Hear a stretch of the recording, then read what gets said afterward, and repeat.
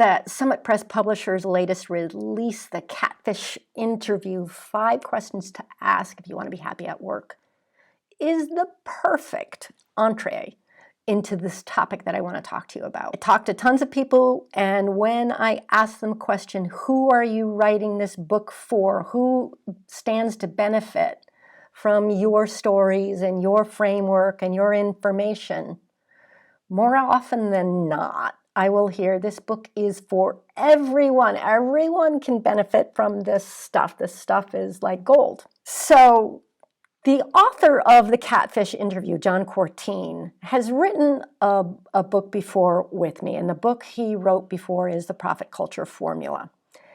And John Courtine is the founder and the head of this big financial service empire out in the Midwest. And he's famous in his industry for having an amazing culture. He keeps people motivated. He's got a lot of systems in place that will keep people in their seat working for him for a lot of years. They love working for him. And these competitors and other people in related industries are always saying, dude, like, if we tend to get a lot of attrition, we have people leaving after 2 or 3 years and being headhunted over to another company, how do we keep them? Because we see that you keep people for a really long time. And of course, you know, if you keep people a long time, they stay in place, they make money, and everybody's happy. So his first book was written for leaders of companies who wanted to understand how he had systematized, how he had built, how he had created an amazing culture. And he was going to share his secrets with them. He did. He shared these really amazing systems and thought processes and then how to implement that in one's business and still, you know, keep going with all the other tasks that you have to do in the business world. So he decided, hey, I want to write a book very similar to this first book, but I want it to be for the people that come to the company and interview with us. We want them to immediately see that we're the company who's serious about culture. We're the ones who are really serious about keeping them happy, keeping them motivated, regardless of what's going on, you know, in the world. Hello, pandemic. So we began working on this book together with the idea that when they, you know, finished the interview, we'd have this great book to hand them, and they would be able to go off onto their series of interviews and essentially ask the competitive companies about their culture and see that they didn't have systems in place. They didn't really have a big thought process behind their culture, with the goal of course, they would come back and they would work with this company, and they would recognize that this company is going to give them what they're looking for. But we quickly realized that the people who were coming to interview, even if they had been spat out the other side of a job that was, you know, really hard to be in, or they, you know, didn't like very much, they didn't think in terms of culture.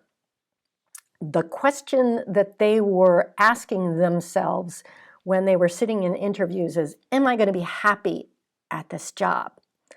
They weren't thinking, does this company invest in culture?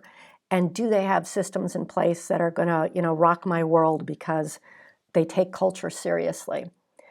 So we had to do a lot of switch up. We had to change the perspective in the book, in the material itself. We had to take stuff that was really appropriate for company owners and turn the table and make it appropriate for somebody who is interviewing. And this also affected this perspective, this change in perspective from culture to, am I going to be happy at work?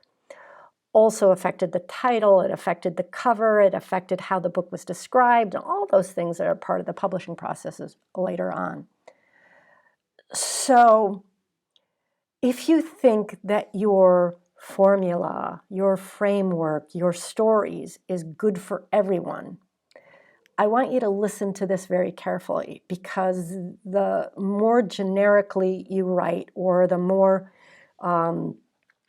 untargeted you are with how you write and how you present your stories, the more you stand to lose readership.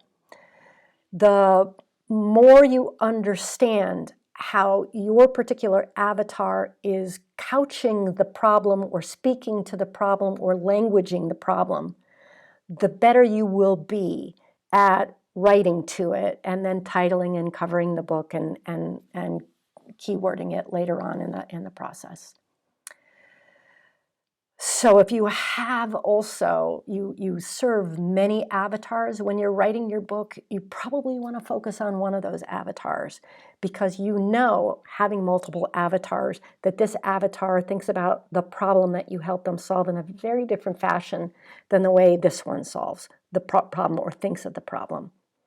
So you don't want to write for everybody. You want to write for one very specific segment of your population and couch the problem and the solution in terms that they can understand and appreciate.